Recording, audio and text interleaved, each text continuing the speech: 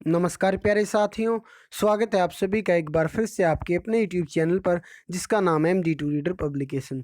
तो फ्रेंड्स, जो हरियाणा जी के क्विज और मॉक टेस्ट की सीरीज़ चली हुई है उसकी 29वीं वीडियो 28 वीडियो पहले ही आ चुकी हैं। और ये क्विज और मॉक टेस्ट की सीरीज़ आपकी आगामी परीक्षाओं को ध्यान में रखते हुए चलाएगी। ये ग्राम सी canal patwari staff nurse ALM IT instructor accountant और इसके अलावा जो आपके exam cooperative society sub inspector और भी बहुत सारे एग्जाम हैं जो अभी जनवरी फरवरी में आपके होने हैं। उन्हीं को ध्यान में रखते हुए हरियाणा जीके की क्विज और मॉक टेस्ट की सीरीज चलाई हुई है। 2015 से 2020 के प्रश्न पत्रों का इसमें संग्रह आपको कराया जा रहा है। जिस भाई ने पिछली वीडियोज नहीं देखी, बहुत इंपॉर्टेंट है, इस वीडियो के डिस्क्रिप्शन में भी लिंक डाल दिया, जाइए और देखिए। आज का पहला प्रश्न है, अलबरूनी भारत की यात्रा करने वाला कौन से देश का यात्री था? देखिए, जो अलबरूनी था, option number A Japan, option B चीन, option C Iran, option D Mongolian. तो फ्रेंड्स, आपका समय समाप्त होता है और इस प्रश्न का जो सही आंसर है, अलबरूनी जिसने भारत की यात्रा की थी वो आपका ईरानी यात्री था। ऑप्शन नंबर सी यहाँ पर सही आंसर आपका ईरानी। और अगर फाइयान पूछ लिया जाए तो वो चीनी था। मैग्स्थनीज पूछ लिया जाए तो वो यूनानी था। ठीक है, इस चीज़ का आप ध्यान रखें। हेनसांग भी चीनी यात्री था। ठीक है, अगले प्रश्न की ओर बढ़ चलते हैं। अगले प्रश्न में क्या कह रहा है, हरियाणा में शहीदी दिवस कब मनाया जाता है और किसकी याद में ये मनाया जाता है, किस कारण से मनाया जाता है, ये प्रश्न है। तो हरियाणा में शहीदी दिवस ऑप्शन नंबर ए 5 सितंबर, ऑप्शन बी 23 सितंबर, ऑप्शन सी 21 जून, ऑप्शन डी 30 जनवरी। तो फ्रेंड्स, हरियाणा के अंदर जो वीर शहीदी दिवस है वो हर साल ऑप्शन नंबर बी आपका समय समाप्त होता है 23 सितंबर को। हरियाणा में वीर शहीदी दिवस हर साल 23 सितंबर को मनाया जाता है। किसकी याद में? राव तुलाराम की याद में। देखिए, राव तुलाराम का जन्म जो है 9 दिसंबर, मैंने ये क्वेश्चन पहले भी कराया है, जो भाई पिछली वीडियो नहीं देखी देख ले। 9 दिसंबर 1825 ईस्वी को रेवाड़ी में इनका जन्म हुआ। ठीक है, रेवाड़ी के अंदर गांव का नाम है रामपुरा गांव। 9 दिसंबर 1825 ईस्वी को रेवाड़ी के रामपुरा गांव में राव तुलाराम का जन्म हुआ।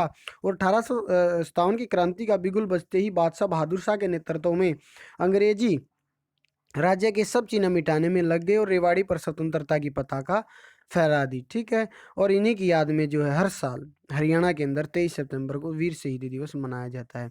इसके अलावा अगर मैं बात करूं भारत में शहीदी दिवस कब मनाया जाता है, 23 मार्च को, जब सुखदेव उसको भगत सिंह, सुखदेव और गुरुदेव को जो है यहाँ पर फांसी दी गई थी। अगले प्रश्न की ओर बढ़ चलते हैं। बाण भट्ट, बाण भट्ट राजा हर्षवर्धन के दरबार में क्या थे? बाण भट्ट राजा हर्षवर्धन के दरबार में क्या थे जी? ये सेनापति थे, option number A. Option number B मंत्री थे। ऑप्शन नंबर सी राजगुरु थे। ऑप्शन डी अस्थाना कवि थे। तो फ्रेंड्स, इसका जो सही आंसर है वो आपका ऑप्शन नंबर डी। तो जो बाण भट्ट थे वो हर्षवर्धन के दरबार में क्या थे? कवि थे, अस्थाना कवि थे। हरियाणा के प्रथम मुख्यमंत्री आप जानते हैं भगवत दयाल शर्मा।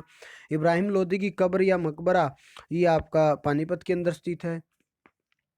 और स्वतंत्रता से पहले पंजाब विधानसभा में निम्नलिखित में से किसने पाकिस्तान की अवधारणा का विरोध किया और एक अलग समूह का गठन किया?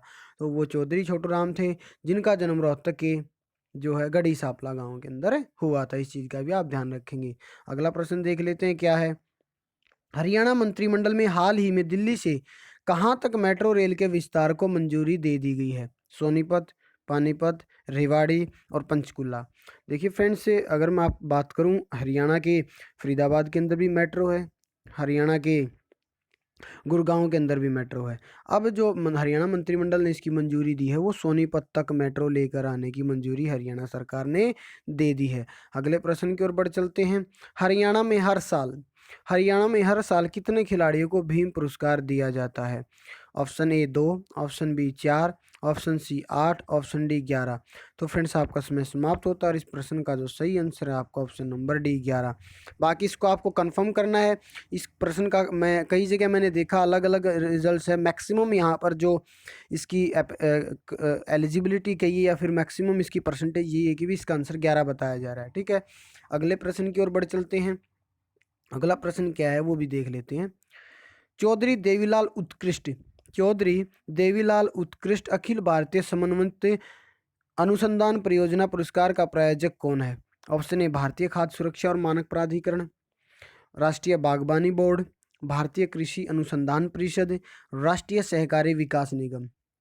चौधरी देवीलाल उत्कृष्ट अखिल भारतीय समन्वित अनुसंधान परियोजना पुरस्कार का प्रायोजक कौन है? तो फ्रेंड्स आपका समय समाप्त होता है। इसका जो सही आंसर उसे बताने से पहले हरियाणा का मिलेनियम सिटी कौन है, हरियाणा का साइबर सिटी कौन है, मनोरंजन हब कौन है, सपनों की नगरी कौन है, सौर ऊर्जा का हब कौन है, गुरु द्रोणाचार्य गांव कौन है, भारत की मॉल कौन है, इलेक्ट्रॉनिक सिटी कौन है, ये सब गुरुग्राम को कहते हैं। जहां तक इस प्रश्न के आंसर का सवाल है वो आपका ऑप्शन नंबर सी, भारतीय कृषि अनुसंधान परिषद इसका सही आंसर। अगले प्रश्न की ओर बढ़ चलते हैं।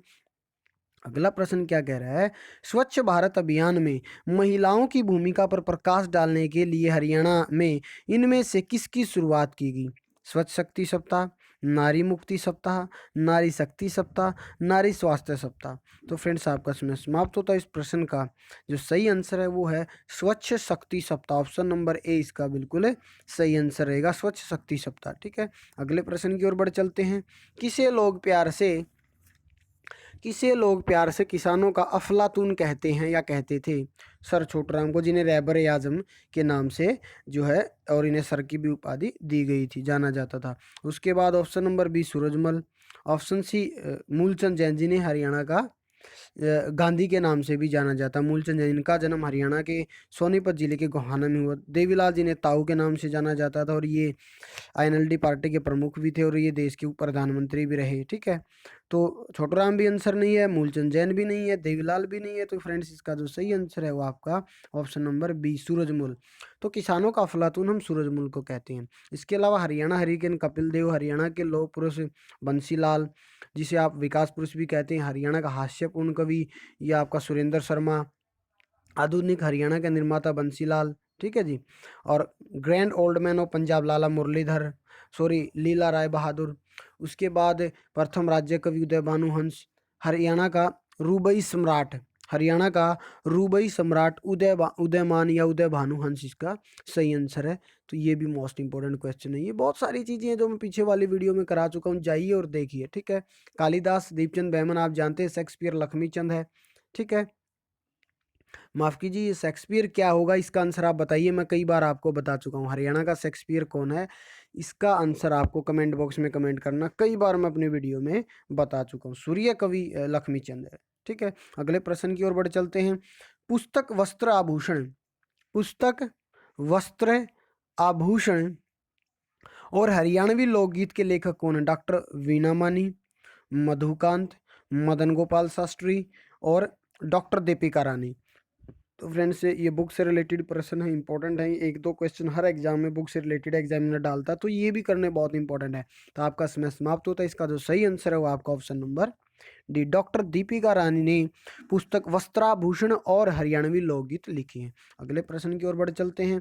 अगला प्रश्न क्या, निम्न में से कौन हरियाणा के एक प्रसिद्ध कवि और लोकगीत कलाकार हैं? बालमुकुंद गुप्त, इन्होंने शिव शंभू के चिट्ठे लिखे, दयाचंद मायना, हेमराज निर्गम और मोहन चोपड़ा। तो फ्रेंड्स इसका जो सही आंसर आपका समय समाप्त होता है वो है ऑप्शन नंबर बी, दयाचंद मायना जो है वो एक हरियाणा के प्रसिद्ध कवि और लोकगीत कलाकार हैं। अगले प्रश्न की ओर बढ़ चलते हैं। अगला प्रश्न क्या है, हरियाणा की सबसे बड़ी झील कौन सी है? देखिए, हरियाणा की सबसे बड़ी झील सुकना झील, सूरजकुंड झील, दमदमा झील और आपका ब्रह्म सरोवर झील। तो फ्रेंड्स इसका जो सही आंसर है वो आपका समय समाप्त होता है। इसका सही आंसर है आपका ऑप्शन नंबर बी, दमदमा झील। दमदमा झील जो है, देखिए सुल्तानपुर फरूखनगर गुड़गांव के अंदर, दमदमा झील गुड़गांव के अंदर, कोटला झील मेवात के अंदर, संगेल उर्फ उजीना झील भी मेवात नू के अंदर, चंदेली झील भी आपकी मेवात नू के अंदर, बड़खल झील फरीदाबाद के अंदर है। ठीक है, और दमदमा झील सबसे बड़ी झील के रूप में जानी जाती है। अगले प्रश्न की ओर बढ़ चलते हैं। सही मिलान करना है आपको। आलू सबसे ज्यादा कहाँ होता है? ये कुरुक्षेत्र के अंदर होता है, बिल्कुल सही है जी। प्याज अम्बाला के अंदर होता है जी। फूल गोभी सोनीपत के अंदर होता है जी। टमाटर करनाल के अंदर होता है। ठीक है, और इसके अलावा मैं आपको और अधिक बताऊं तो सबसे अधिक फल व सब्जियां हरियाणा के सिरसा जिले में होती हैं। ये प्रश्न अगर आ जाए, हरियाणा के किस जिले में सबसे ज़्यादा फल एवं सब्जियां होती है, वो सिरसा जिले में होती हैं।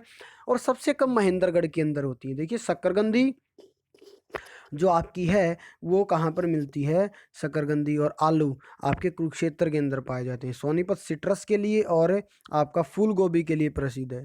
आलू कुरुक्षेत्र के लिए, मैंने बताया आलू और शकरकंदी दोनों कुरुक्षेत्र में। सेब और केला फतेहाबाद में पाया जाता है। और सबसे ज़्यादा सब्जियां सिरसा और सबसे कम महेंद्रगढ़। इसी प्रकार अगले प्रश्न की ओर बढ़ चलते हैं। मुगल सम्राट आलमगीर द्वितीय मुगल सम्राट आलमगीर द्वितीय स्थापित सरफाबाद को वर्तमान में किस नाम से जाना जाता है? हिसार, फरीदाबाद, मेवात, बहादुरगढ़।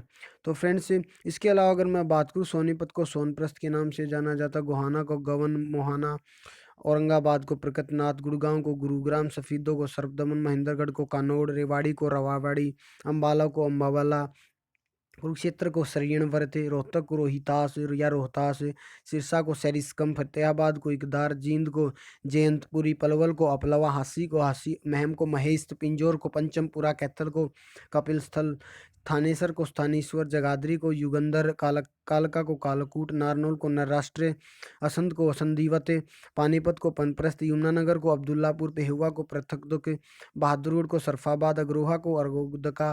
तो ये कुछ शहर हैं जिनके प्राचीन नाम मैंने आपको बताया। जहां तक इस प्रश्न का सवाल, इसका सही आंसर है आपका ऑप्शन नंबर डी, बहादुरगढ़ इसका सही आंसर रहेगा। अगले प्रश्न की ओर बढ़ चलते। आजादी से पहले यमुनानगर का लकड़ी बाजार किस नाम से जाना जाता? गरीबपुर मंडी, अब्दुल्लापुर मंडी, बादलपुर मंडी या फिर नवाब मंडी। तो आज़ादी से पहले यमुनानगर का जो लकड़ी बाजार है वो आपका अब्दुल्लापुर मंडी के नाम से जाना जाता है। ठीक है, वर्ष 1947 से पूर्व यह लकड़ी मंडी अब्दुल्लापुर के नाम से परिचित थी। यह लगभग 100 एकड़ में विस्तृत है। अगला प्रश्न है, दिल्ली के निम्नलिखित मुख्यमंत्रियों में से किस मुख्यमंत्री का जन्म हरियाणा में हुआ? अरविंद केजरीवाल, मदन लाल खुराना, शीला दीक्षित, साहिब सिंह वर्मा। तो आप सभी जानते हैं, इजी क्वेश्चन है फ्रेंड्स। जो दिल्ली के अभी वर्तमान मुख्यमंत्री भी हैं अरविंद केजरीवाल, उनका जन्म हरियाणा में हुआ। लेकिन हुआ कहाँ? हरियाणा के हिसार जिले के सिवानी कस्बे में। अरविंद केजरीवाल का जन्म हरियाणा के हिसार जिले के सिवानी कस्बे में हुआ। इस चीज़ का ध्यान रखेंगे। ठीक है, और मैकेनिकल इंजीनियरिंग से इन्होंने जो बीटेक की हुई या ग्रेजुएशन की हुई है खड़गपुर आईआईटी खड़गपुर से 1989 में की थी, 1989 में। अगले प्रश्न की ओर बढ़ चलते हैं। हरियाणा सरकार ने किस जिले में लिंग अनुपात की निगरानी के लिए रेशियो मॉनिटरिंग डैशबोर्ड नामक एक ऑनलाइन सिस्टम की स्थापना की है? सोनीपत, हिसार, पंचकूला, पानीपत। तो फ्रेंड्स आपका समय समाप्त होता है और इस प्रश्न का जो सही आंसर है वही है जहां से हमारे माननीय मुख्यमंत्री मनोहर लाल खट्टर, माननीय प्रधानमंत्री नरेंद्र दामोदर दास मोदी ने 22 जनवरी 2015 को बेटी बचाओ बेटी पढ़ाओ अभियान की शुरुआत की थी। पानीपत में ही हरियाणा सरकार ने लिंग ratio monitoring dashboard online system की जो है स्थापना की। अगला प्रश्न है, गर्भवती महिलाओं के बीच जागरूकता पैदा करने के लिए हरियाणा सरकार द्वारा कौन सा मोबाइल एप्लीकेशन जो है लॉन्च किया गया है? ठीक है, ममता, बचपन, किलकारी, बालधन। तो फ्रेंड्स आपका समय समाप्त होता है और इसका जो सही आंसर है वो है आपका ऑप्शन नंबर सी, किलकारी। ठीक है, अगले प्रश्न की ओर बढ़ चलते हैं। अगला प्रश्न क्या है, इसमें बता रहा है कि भी श्री मुरारी लाल शर्मा अपने लेखन के लिए प्रसिद्ध है। किस प्रकार के लेखन के लिए प्रसिद्ध है? बच्चों और युवाओं के ऊपर लिखते हैं, पंजाब और हरियाणा क्षेत्र में आने वाले यात्रियों के बारे में लिखते हैं, लोक गीतों के बारे में लिखते हैं या फिर हरियाणा के इतिहास के बारे में लिखते हैं। देखिए, मुरारी लाल शर्मा, नाम में ही मुरारी है तो ये बच्चों से और युवाओं से ज़्यादा प्रेम करते हैं। मुरारी लाल शर्मा तो ये बच्चे और युवाओं के बारे में ज़्यादा लिखते हैं। ये क्वेश्चन ऐसे हैं जो आपको औरों से आगे लेकर जाएंगे फ्रेंड्स। ठीक है, अगले प्रश्न की ओर बढ़ चलते हैं। निम्न में से किस देश ने हरियाणा में बागबानी परियोजना की स्थापना की? Option A Sri Lanka, B Israel, C Australia और डी इराक। ठीक है, और अगर एक क्वेश्चन और पूछूं आपसे, हरियाणा किस जिले में सबसे बड़ा वन क्षेत्र है? तो हरियाणा में सबसे ज़्यादा वन पंचकुला में पाए जाते हैं। ह्वेनसांग चीन का यात्री था। एशिया का सबसे बड़ा पशुपालन फार्म हरियाणा में हिसार के अंदर स्थित है। ठीक है, हरियाणा का कौन सा नेशनल पार्क शिवालिक की पहाड़ियों में स्थित आप सभी जानते हैं? यह आपका कलेसर नेशनल पार्क। ठीक है, जिसे 2003 में राष्ट्रीय पार्क घोषित किया गया था। हरियाणा किस जिले में सबसे कम वर्षा होती है? सिरसा जिले में सबसे कम वर्षा होती है। ठीक है, और जहां तक इस प्रश्न के आंसर का सवाल है वो है आपका ऑप्शन नंबर बी, इजराइल ने जो है हरियाणा प्रदेश के अंदर जो है बागबानी परियोजना की स्थापना में जो है सहयोग किया। अगले प्रश्न की ओर बढ़ चलते हैं। भारत छोड़ो आंदोलन में भाग लेने के लिए निम्नलिखित में से किसे गिरफ्तार किया गया था? चौधरी देवीलाल, राव गोपाल देव, सर छोटू राम या फिर पंडित नेकी राम। तो फ्रेंड्स इसका जो सही आंसर है, हमारे देश के उप मुख्यमंत्री वो रह चुके हैं, उन्हें जो भारत छोड़ो आंदोलन में भाग लेने के लिए गिरफ्तार किया गया था, चौधरी देवीलाल जी ने, आप ताऊ के नाम से भी जानते हैं। अगले प्रश्न की ओर बढ़ चलते हैं। अगला प्रश्न बताने से पहले मैं आपसे पूछना चाहूँगा, MDU महर्षि दयानंद यूनिवर्सिटी कहाँ पर स्थित है? ये आपकी रोहतक के अंदर स्थित है और इसकी स्थापना सन 1976 ईस्वी में हुई। पहला विश्वविद्यालय हरियाणा का कुरुक्षेत्र विश्वविद्यालय, 1956 में इसकी स्थापना हुई और उस समय के प्रथम जो हमारे राष्ट्रपति थे डॉक्टर राजेंद्र प्रसाद, उन्होंने इसकी स्थापना की थी। अगला प्रश्न है, हरियाणा सरकार द्वारा लागू प्रधानमंत्री सुरक्षा बीमा योजना किस आयु वर्ग के निवासियों को बीमा कवर प्रदान करती है? 21 से 70 वर्ष, 21 से 65 वर्ष, 18 से 60 वर्ष, 18 से 70 वर्ष। तो फ्रेंड्स ये प्रश्न का जो सही आंसर है वो आपका ऑप्शन नंबर डी, 18 से 70 वर्ष के आयु वाले लोगों को जो है प्रधानमंत्री सुरक्षा बीमा योजना बीमा कवर प्रदान करती है। अगला प्रश्न देख लेते हैं। हरियाणा के मुख्यमंत्री ने 30 विभिन्न विभागों की 250 योजना और कार्यक्रमों के बारे में जानकारी देने के लिए किस मोबाइल एप्लीकेशन को लॉन्च किया? ई सेवा, ई मित्र, ई प्रोग्राम, ई डेवलपमेंट। तो फ्रेंड्स आपका समय समाप्त होता है और इस प्रश्न का जो सही आंसर है वो आपका ई सेवा है। ई सेवा इसका बिल्कुल सही आंसर है, इस चीज़ का आप ध्यान रखेंगे। अगले प्रश्न की ओर बढ़ चलते हैं। अगला प्रश्न क्या है, निम्नलिखित में से किसने हरियाणवी हास्य कविता में अपना योगदान दिया है? निम्नलिखित में से किसने हरियाणवी हास्य कविता में अपना योगदान दिया है? बाजे भगत, राजीव राठौर, सुरेंद्र शर्मा या फिर अली बख्श। तो फ्रेंड्स इसका जो सही आंसर है इस प्रश्न का वो है आपका option number C, Surendra Sharma. देखिए हास्य है, मैंने पहले ही बताया था हरियाणा के हास्य कवि कौन है? सुरेंद्र शर्मा। तो हास्य कविता में योगदान सुरेंद्र शर्मा ने दिया है। अगले प्रश्न की ओर बढ़ चलते हैं। अशोक भाटिया को अपनी पुस्तक समुद्र का संसार के लिए कौन सा पुरस्कार मिला? ऑप्शन ए हरियाणा साहित्य पुरस्कार, ऑप्शन बी साहित्य पुरस्कार, ऑप्शन सी राष्ट्रीय साहित्य पुरस्कार, ऑप्शन डी हरियाणा हिंदी साहित्य अकादमी पुरस्कार। तो फ्रेंड्स आपका समय समाप्त होता है और इस प्रश्न का जो सही आंसर है वो है आपका option number D, Haryana Hindi साहित्य पुरस्कार जो है अशोक भाटिया को अपनी पुस्तक समुद्र का संसार के लिए मिला, हरियाणा हिंदी साहित्य अकादमी पुरस्कार। निम्न में से हेमराज निरगम ने कौन सी कविता या क्या लिखा है? Option A Pachrangi, option B Seep ka Moti, option C Prithviraj Raso, option D Jhadu Phiri. Jhadu Phiri किसने लिखा आप जानते हैं, पृथ्वीराज रासो किसने लिखा? चंद्रबरदाई ने, ठीक है। और पचरंगी नहीं जानते, लेकिन इस प्रश्न का जो सही आंसर है option number B, Seep ka मोती। सीप का मोती किसने लिखा? हेमराज निरगम ने लिखा। तो फ्रेंड्स ये 29th वीडियो थी, बहुत अच्छी सीरीज चल रही है। आशा यही करूँगा कि आप चीज़ों को ज़्यादा से ज़्यादा शेयर भी करेंगे। आज की इस वीडियो में फिलहाल इतना ही, धन्यवाद।